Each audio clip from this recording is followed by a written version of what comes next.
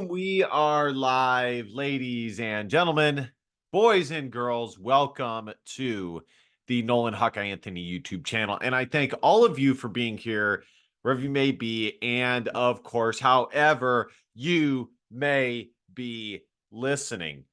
I'm back at it. Of course, actually, I did my preview video here last week for the post game. I was on a business trip, so I had to record my post game video in a hotel.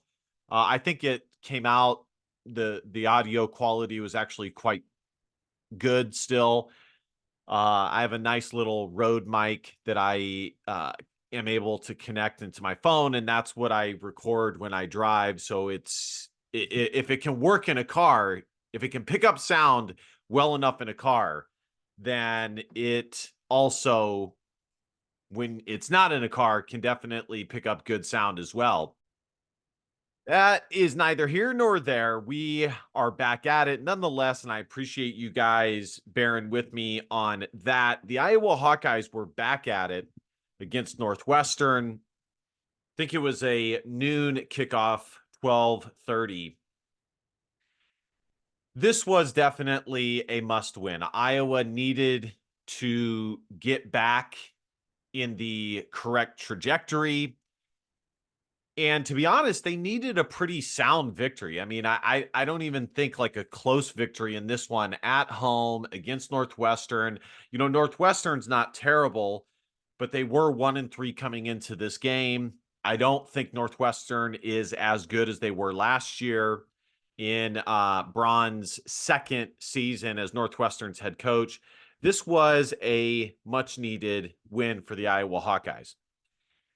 The biggest news in this game, of course, is Brendan Sullivan. I said in my pre-game preview, or game preview rather, that as an Iowa fan, and for myself as somebody who talks about Iowa and analyzes and evaluates Iowa sports, there were two things that were needed in order to salvage the season, and one lended itself to the other. The main one was, well, there are three things. The main one was Brendan Sullivan being inserted into the starting quarterback role. The bottom line is, with Cade McNamara, he has been given ample time to prove that he is unequivocally Iowa's starter. And the bottom line is, under Cade McNamara's tutelage as starting quarterback, whether it's all his fault or not, and I think the stats, his QBR, would indicate that he at least bears some of the blame, if not a lot of it, that Iowa just is not an elite team with him as their starting quarterback. They just are not. Matter of fact, Iowa found a way to win more games with Deacon Hill as their starting quarterback. They somehow managed to get it done. And that guy, as a lot of people joke, is a linebacker playing quarterback. I wish him the best where he's at now, but it was not much of an upgrade. Iowa's offense, at its best with Cade McNamara, has been slightly above average, and most of it has very little to do with him as much as it has to do with the resurgence of Caleb Johnson at the running back position and the run game as a whole. Cade McNamara has been given ample time. And even if you take the wins out of it and the wins and the losses out of it, which I don't think you can, I don't think that that is appropriate. But even if you did, his stats are just not, they just are not sufficient. And he has been given plenty of time. And if you go with Kirk Ferentz, who, and I totally disagreed with this at the beginning of the season, but if you go with his rationale, which is that Cade McNamara was coming off of an injury and he Kirk Ferentz and the Iowa coaching staff wanted to give him time to get back into the swing of things. We are now, even if you go with that, we are now 8 games into the season. Coming into this, 7. That is more than enough time for Cade McNamara to be officially back into the swing of things. And he has been a cerebral, exorbitant average quarterback. At his best, he maybe approaches above average, but by and large, it is average to below average. And pretty much since like week 2, and I don't want to put all the blame on him because it's not all his fault, as Iowa's defense got shredded last week against Michigan State. But just to put a bow on Cade McNamara really quickly, I have said for a long time, if you look at Cade McNamara's talents and what makes him, he is a guy who doesn't have a huge arm. He's not slow per se like Nate Stanley or Spencer Petras, but he's also not a guy that is fast enough to be a legitimate threat consistently on the ground, either getting scramble yards or by avoiding sacks. And so what does that leave? That leaves a quarterback who has to be very, very good at the short to intermediate passing game, mainly the short passing game. Cade McNamara, and I don't know if this is all his fault, but he is at his best when he is delivering 5 to 6, anywhere from 5 to 10 yard passes on a consistent basis. At his best, he would need to be an extremely accurate passer who does not really move or push the ball downfield, but is able to kind of slice through it defenses like butter and kind of methodically, surgically defeat defenses. And we just didn't see that. And so if he can't do that, you're not really left with a whole lot. You're left with a quarterback who can't scramble. He can't really run. He's kind of undersized as a not kind of, he is undersized as a quarterback. And you're not getting above average passing efficiency from him either. And so I have said pretty much since the beginning of the season, if not week 2 or week 3, but I said at the beginning of the season, I thought Brendan Sullivan should be the starting quarterback. I've been calling for this for a long time. You guys know I have. But I was willing to give Cade McNamara a shot. I said pretty much from the get-go that Iowa needed a quarterback that could do other things off schedule to help catapult Iowa's offense in the direction that it needs. Because Iowa doesn't have enough above average playmakers elsewhere to make up for that. A Cade McNamara can be successful in a Michigan offense where there's playmakers all over the place, above average playmakers, above average to elite playmakers all over the place, or in Alabama, or, so on and so on, Georgia. But for Iowa, where really your only above average skilled position player is Caleb Johnson, you need a quarterback that's like a CJ Beathard that can do things on his own outside of the normal offensive scheme. So with all that said, we finally saw Brendan Sullivan, and I said that that is one of the ways that Iowa can salvage this season is by getting Brendan Sullivan into the game and seeing what they have with him for next year. I also said, seeing some of the younger guys and what they were able to do, true freshmen, sophomores, seeing what they're capable of for next year, since Iowa's going to lose, some quite a few guys actually from upper class. Not that that's necessarily alarming per se, because as I alluded to in my post-game video last week, I said that Iowa tends to overperform with unproven younger talent, and they tend to underperform, hence tend to, with proven upper class talent, teams like Iowa has this year. And then the third way, of course, is for Iowa to win as many of the remaining games that they can, preferably them going perfect. But given Wisconsin and Nebraska this year, I think it might be difficult. I think Iowa should be shooting to split those two games. So this was a step in the right direction. Iowa this year has very much been a team that either it's going really well and they find a way to beat the brakes off of a team, or they're having a really, really tough go of it. You look at it, they beat Illinois. These are all their victories. Illinois State, 40-0. Troy, 36-21. Minnesota, 31-14. Washington, 40-16. Northwestern, 40-14.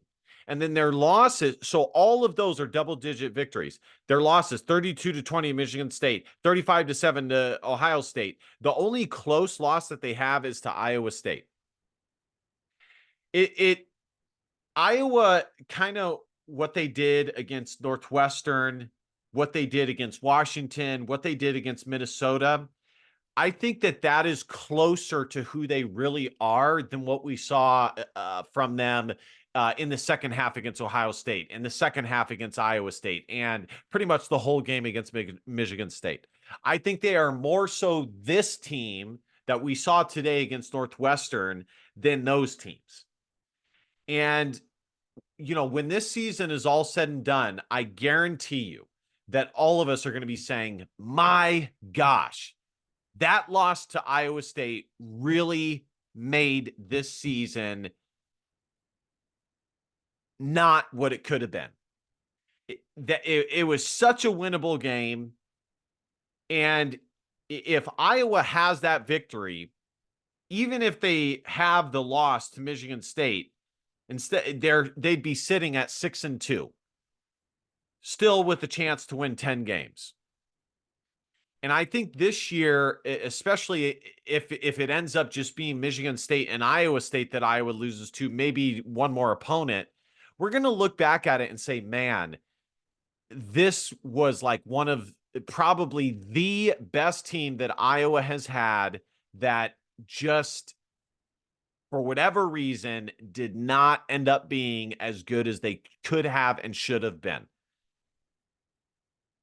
A tale of two halves type situation. And Iowa really has been mostly a tale of two halves. And it's kind of that way when you look at their wins and losses too. And again, I deep down, and this is why it is going to be a situation like that, because for me, I do believe that Iowa is closer akin to this victory over Northwestern than what we saw in Iowa's losses. And that, when all is said and done, is going to be what is difficult to look back at this team when you look at the talent that they have, especially on defense. It's going to make this season a bummer. Now, just to focus on this game, because I usually end up talking very meta and like broadly speaking about Iowa. Cade McNamara was the starting quarterback coming into this game for Iowa. He had some struggles. He had a pick six that gave Northwestern the lead. And then Iowa turned to Brendan Sullivan in the second half, and Iowa totally catapulted forward and went off. Let me go ahead and share my screen here so we can get this squared away. I can show you guys the stats. Man, and Iowa State ended up coming from behind and defeating UCF.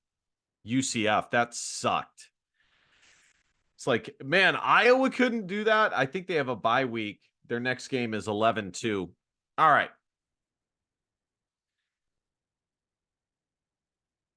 Actually, I think I'm going to read an article first. All right, so here we go. Let's read this before we get to the stats. This is from David Eichholt.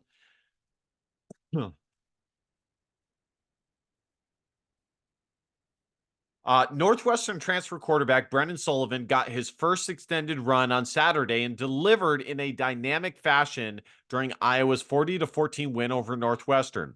Iowa fans have been seeking an answer at quarterback, and they might have found an answer with Sullivan, who led Iowa on four straight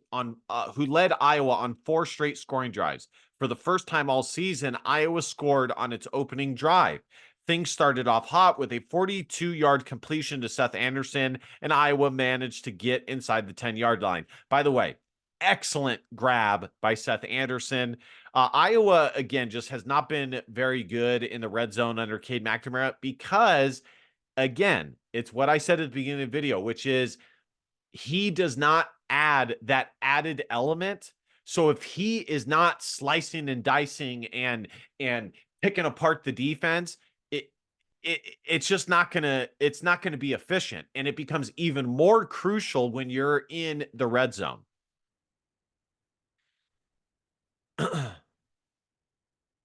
Let's see here. The Hawkeyes opted to stick despite Brendan Sullivan being nearly perfect near the goal line this season, the Hawkeyes opted to stick with McNamara. Iowa was forced to convert on the 24-yard field goal attempt. It was the most appalling or appealing football game for the casual fan, especially when it came to quarterback play. Both quarterbacks were having a difficult time. I think he meant to say it was not the most appealing. Putting receivers in a position to succeed. Iowa safety Quinn Schulte picked off Northwestern quarterback Jack Lausch inside the Northwestern 30-yard line. McNamara followed that up by tossing an 85-yard interception to the Wildcats. After a train of boos echoed, and I believe that it was a touchdown. It was a pick six.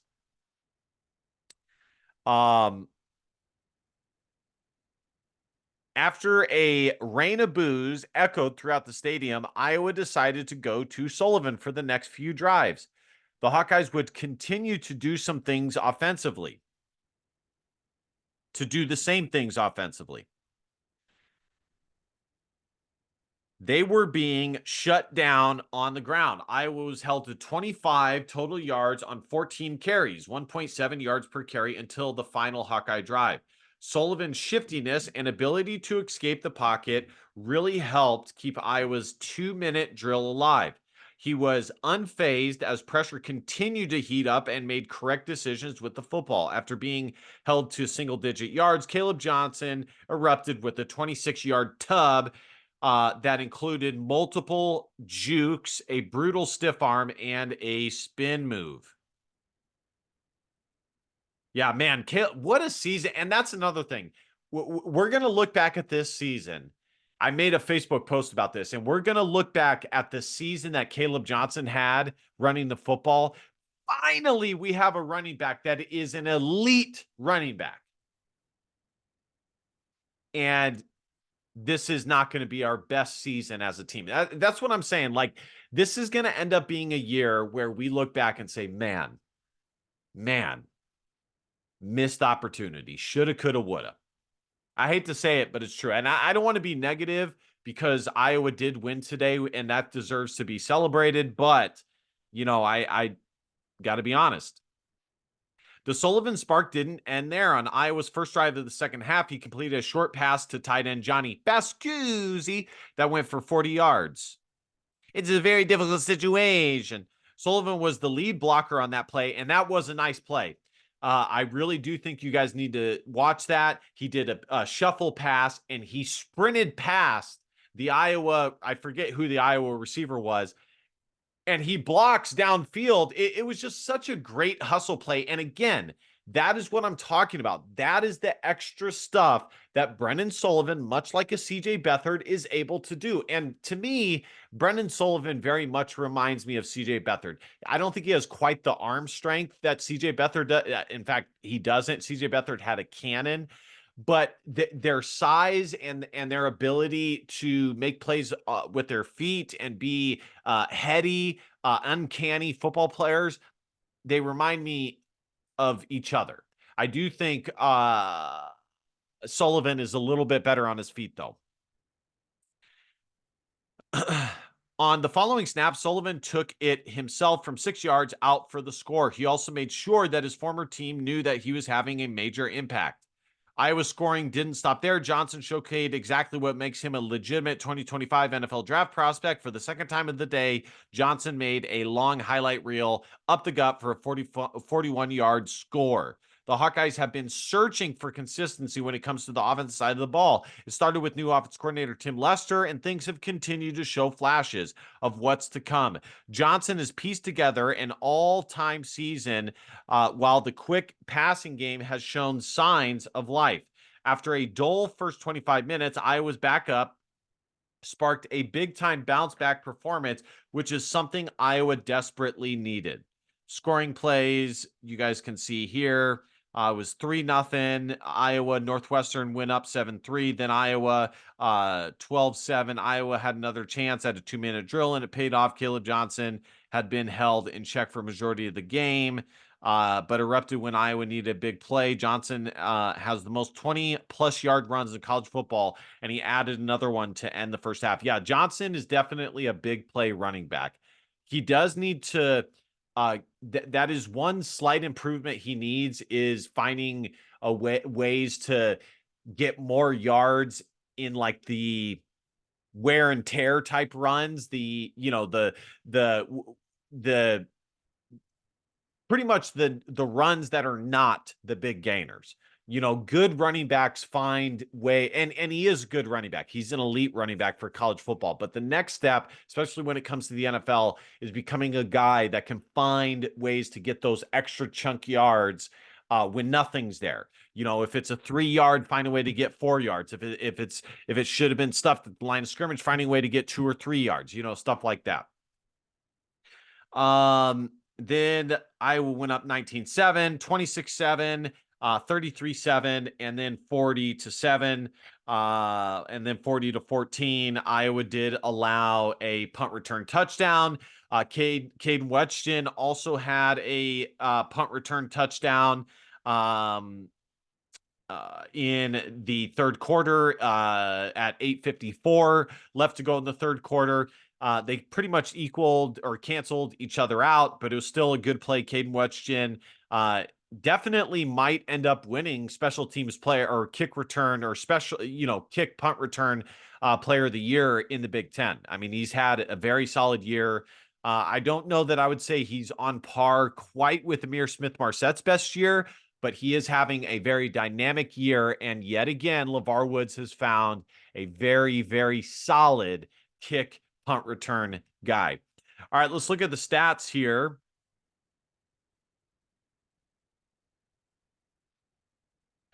Iowa's defense definitely took a step forward. They held Northwestern to 7 points. Of course, special teams allowed a punt return touchdown. That sucked. It was late in the game. I wish that didn't happen. If I had to give special teams a grade today, I'd probably give it a B. Like I said, Caden Wetchton's score and then Iowa allowing this kind of canceled each other out, but Drew Stevens did hit a field goal. And then, of course, Reese Dakin, aka Reese Dakin, had 44.8 yards a punt. I think at this point he is doing better than Tory Taylor in his freshman year. I said before the year that if Reese could be at the 43 to 44 yard a punt range, that would be good. Just to put it in perspective here. So he's averaging 44.8. 44.8 with a longest 61 inside the 2016. And just to put this in perspective here, I want to show you guys Tory Taylor, his college stats.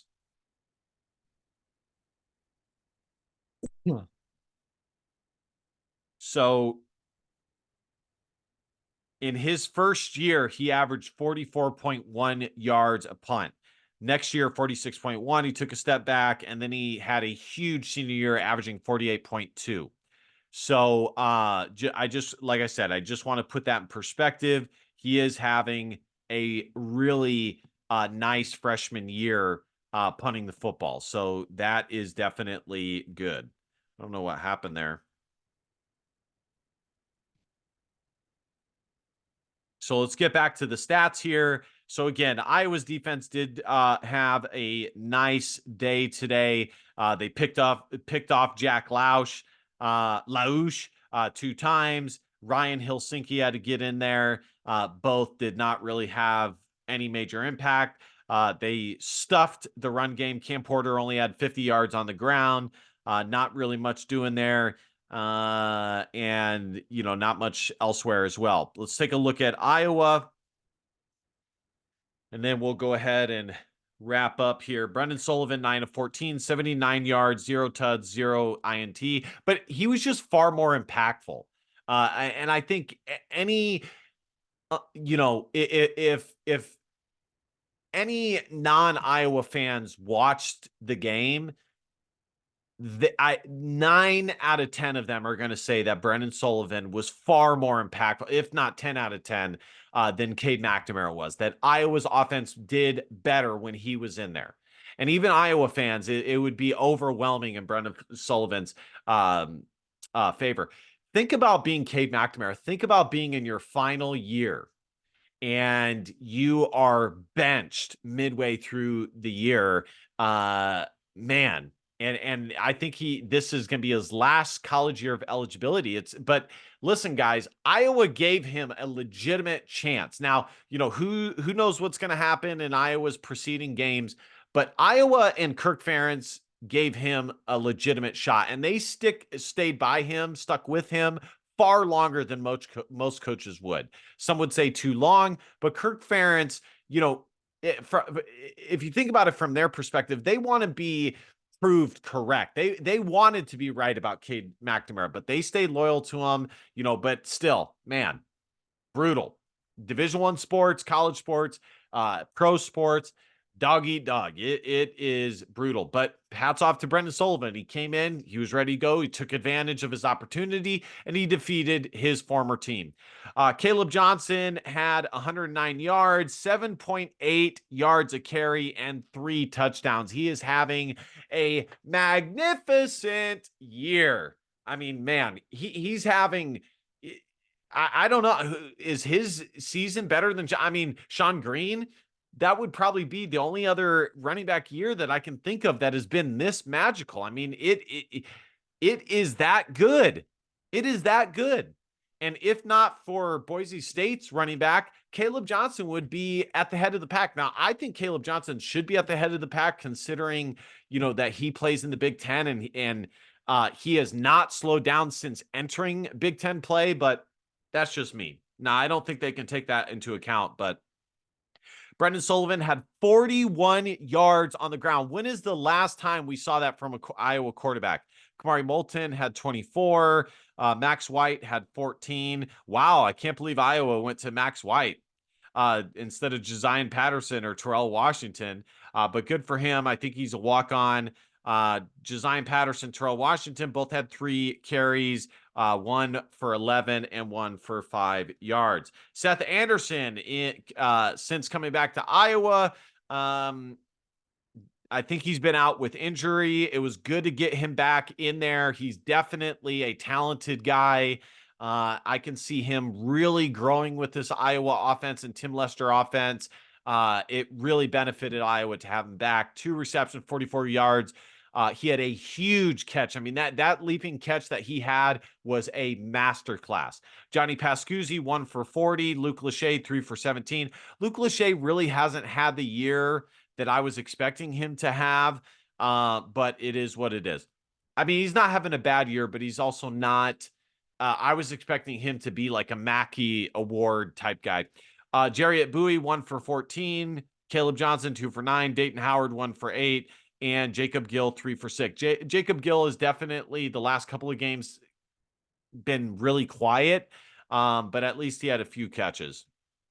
And then there's Caden Wetchton, and then Reese Dakin, 44.8 yards a punt. All right, guys, my final thoughts on this game. It was good for Iowa to get back in the win column. Much needed win. You know, there's I feel much better this week, obviously, than after Iowa's lost to Michigan State. There's still a decent amount to play for. You know, if Iowa can find a way to win 9 games and win out, that would be really good. Honestly, I think if they it, even if they only lose one more, I think that would still be pretty good considering, not taking into account preseason expectations, but considering where Iowa is at this point in time after the Michigan State loss. If they only lost one more from here out, I think it would be a positive. Obviously, winning out completely would be the best case scenario. And winning nine games and winning 6 games in the 5-6 games in the Big Ten is nothing to sneeze at. So he has 192 yards so far this year. Luke Lachey, 21 receptions, but 0 touchdowns. He's just not really having the year that I expected, but it is what it is. So it was good to see that. I do think Brendan Sullivan is going to be Iowa's starting quarterback going into next week. He should be. He had a very solid game. We'll see what happens. We'll see how he plays with preparing with the ones and being the starting quarterback going into next week.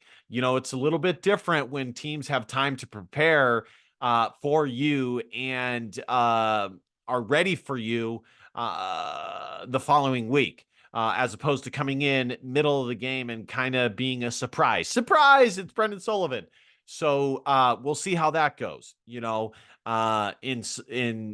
certain regards, he definitely could take major steps forward. But again, when teams are able to game plan and strategize for you and your tendencies, it can be difficult.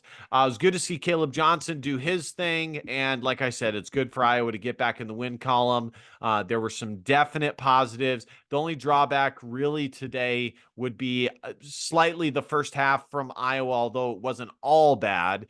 And of course, Iowa allowing a punt return touchdown. But other than that, really solid victory. And it was good for Iowa to get back in the win column. All right, guys, thank you guys so much for watching. No more meat left on that bone. I'll see you guys next time. Be sure to smash that subscribe button. We're so close to getting to 2,000 subscribers. Support your boy. And last but not least, DBAP, don't be a pussy willow. In fact, our feelings, because your feelings just don't matter. I love you guys. See you guys next time.